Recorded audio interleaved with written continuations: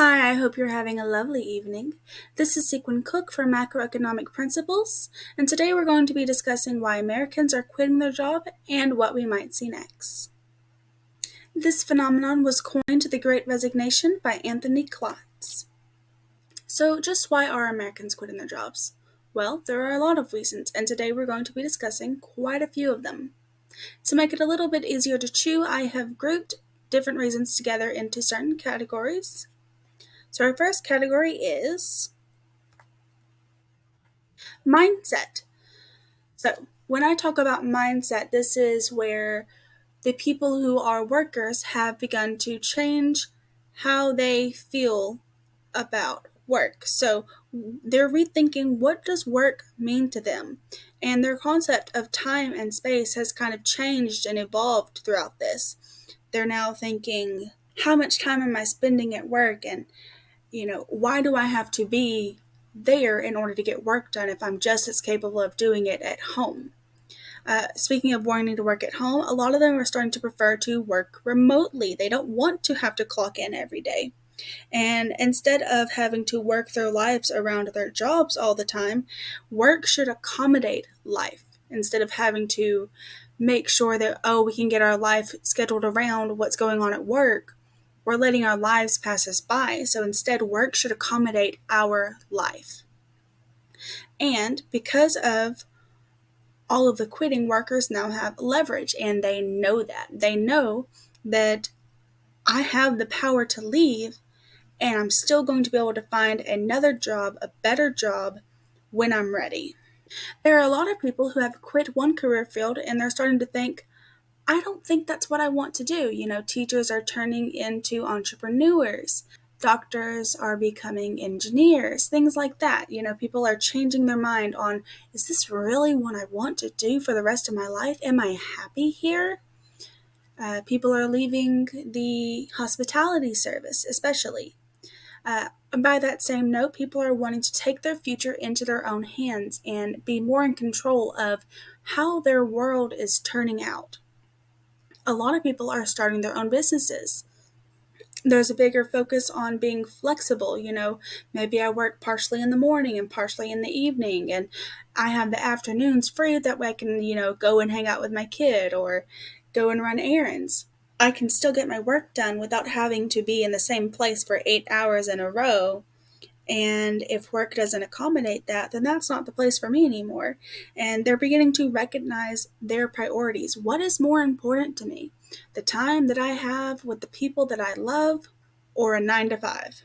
And along with this has come a new sense of freedom. They are now in charge of their own lives. A lot of people are looking at this and thinking, hey, remember that time when I was a kid and I was like, one day I'm going to own a deli. I should probably open a deli. That would still be really cool.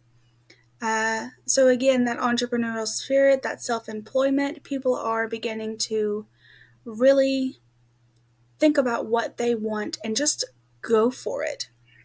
As well as those personal boundaries, like how far can my business or the business that I work for push into my personal life?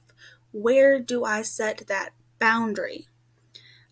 And some have said companies don't care about me either, so why should I care about them so much if they are pushing into what makes me happy? If they don't care that they're making my life harder, why should I care that I'm making their life harder? Along with that are some health issues. So now we're getting into a new category, health.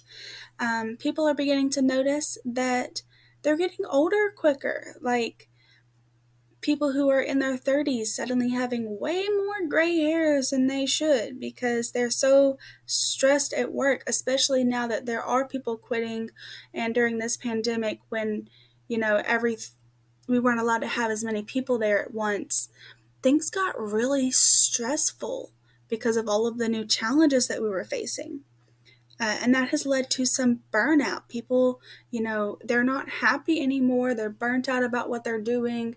They're anxious about going to work. They're stressed about going to work. They're overwhelmed and overworked. And then there's the amount of time that work was taking. Let's say someone's job was an hour away, and then an hour to get back home, and then you work an 8-hour shift, and that's 10 hours away from home.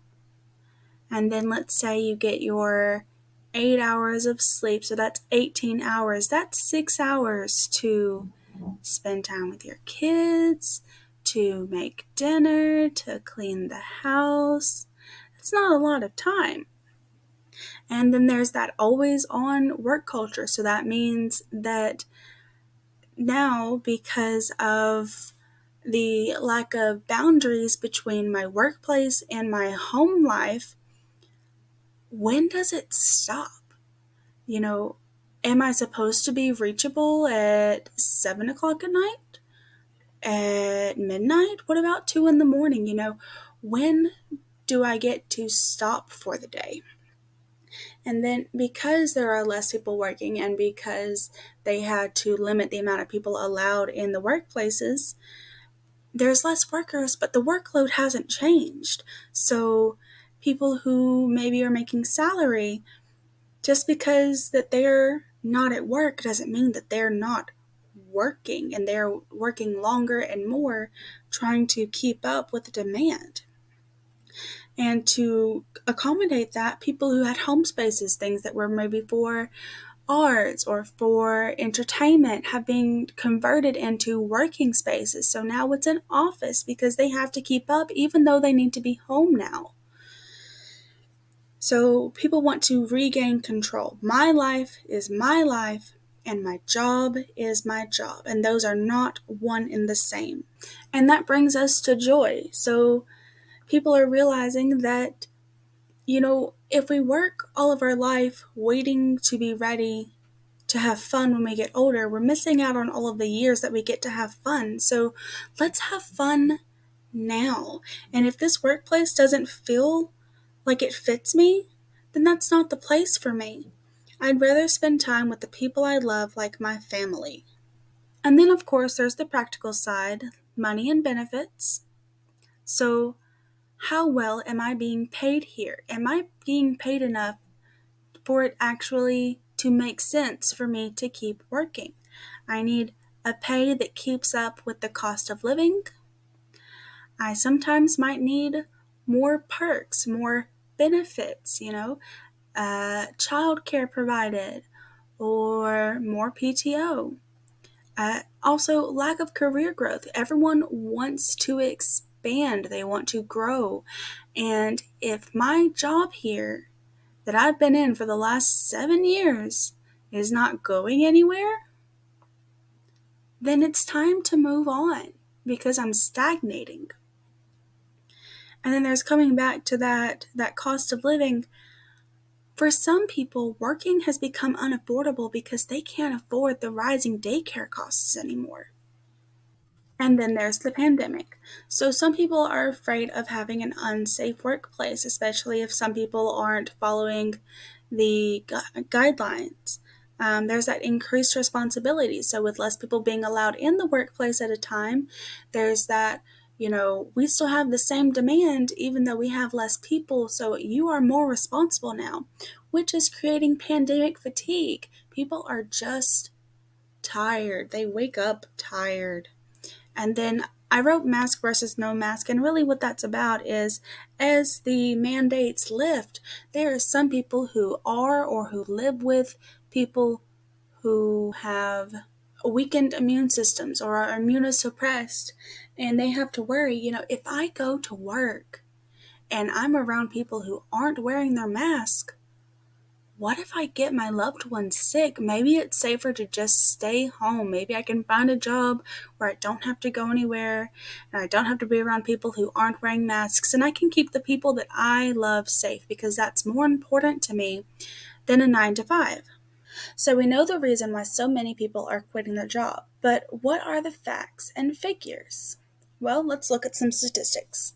Between January and August, at least 30 million people quit their job.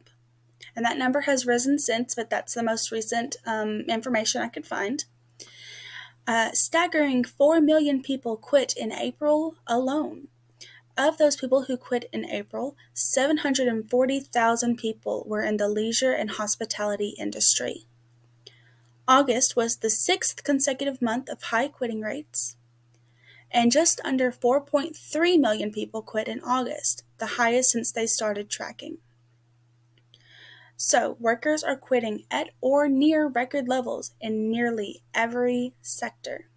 Keeping that in mind, 892,000 were food service and accommodations, 721,000 were in retail, and 534,000 were in healthcare and social assistance.